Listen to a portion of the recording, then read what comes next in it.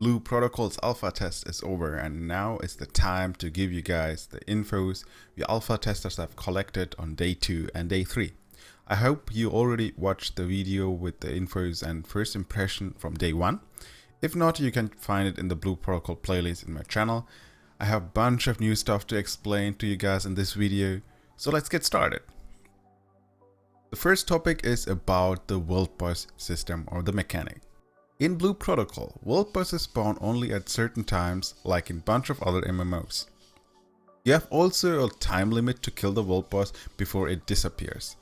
Now, Monster Hunter fans will love this.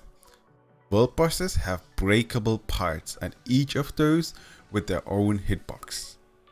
After dealing a certain amount of damage, the part will break and down the boss for a few seconds. Broken parts or armor will change their color and will be treated as weak points for the rest of the fight. By hitting the weak points, you will obviously deal more damage. Special parts, like the tail of the world boss we were able to kill during the alpha, will disable some abilities of the world boss once it's broken, or in this case, cut. After slaying the world boss, you will get rewards according to your position in the contribution ranking. Your current ranking is visible on the left side of the screen during the entire fight and will be updated frequently. Let me guess, you guys are thinking that DPS spec classes will always get better rewards than more defense spec classes, right? Nope. Aggro, buffs and party heal also count towards the contribution list. Fucking awesome, right? Okay, let me give you an example. We killed round about 6 to 8 times the world boss during the 3 days of alpha. I played the Aegis Fighter class, and I could have gone for a more DPS focused build by amplifying the offensive stats and skills, but I didn't do that. Instead, I amplified my HP, the party buff skill, and the party heal.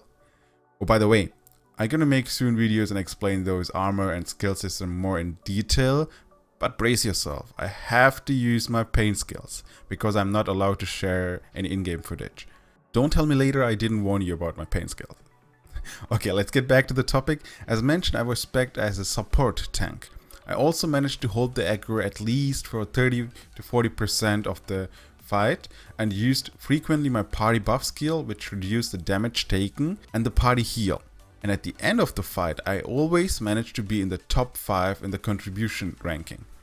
There is one more factor which increased the reward you get beside from the contribution ranking, which is the amount of players who have participated in that particular world boss fight.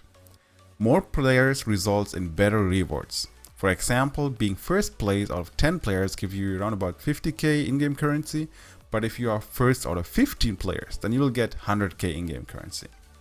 And of course, the boss will also drop for everyone a treasure box or chest, which can contain crafting materials, monster souls, and more. Moving on, let's talk about your character and the integrated social media profile.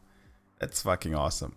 Okay, so you should know that every character you create will get a unique ID number.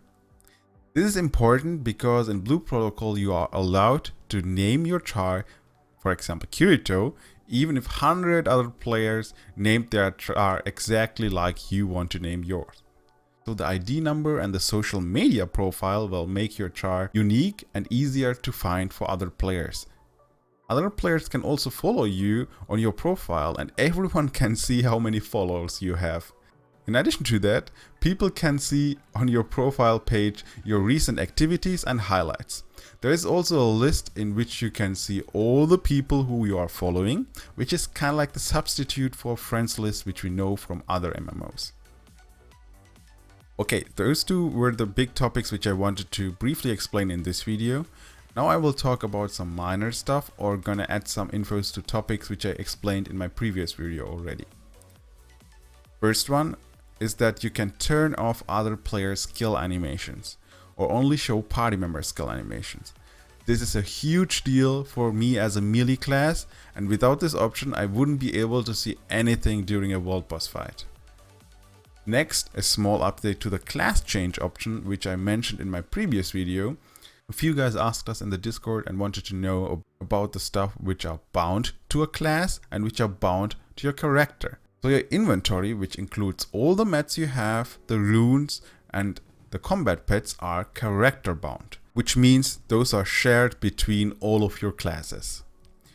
So the thing you need to redo once you swap or change your class on your character are leveling, and by doing so also unlocking class related skills and boosts, crafting the weapon for your class, and unlocking dungeons which are level restricted.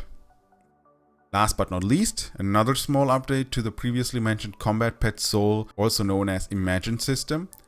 Boss monsters can drop their souls too. Of course, I wasn't lucky enough to get those, but most of the other guys in the alpha test party in Discord were luckier than me. Those souls are very rare, and the skills which they do are fucking insane, and instead of boosting 2 stats like the normal souls do, they boost 3 different stats. So it will be in late game very important to have boss souls instead of normal mob souls. Okay, it is now the time for a short summary, and you should have realized now that Blue Protocol has unique features, but also some features which are from other popular games like Monster Hunter World or Monster Hunter and Black Desert. You know, I also have my eyes on Ascent Infinite Realm and Lost Ark, and I played both of those games a lot, so if I were to compare Blue Protocol with those two, I would rank it currently after Lost Ark, but before Ascent Infinite Realm. But the most important part is that Blue Protocol has the same vibe like Lost Ark, but in a different way. Both games have some unique aspects, and the combat is amazing. But I have the feeling that Blue Protocol has a lot more to show than what we saw in the alpha. Lost Ark is a complex game with tons of different in-depth contents, but Blue Protocol will most likely have tons of contents too, but in a simplified way. Don't get me wrong here, simple, easy to understand, but still engaging content is a very good thing.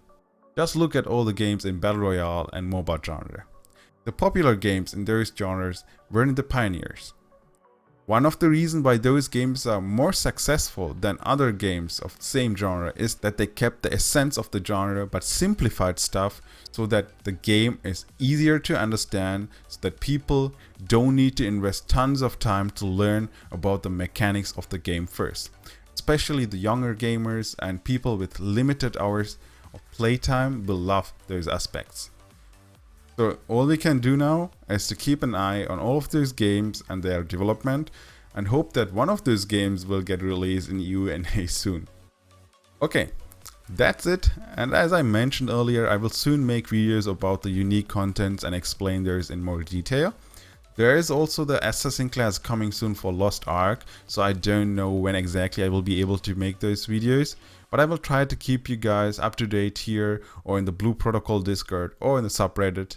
The link to the Lost Ark and Ascent Infinite Realm community Discord can be also found in the description. So until the next video, have a great day guys, bye bye, your Tea Party Percy.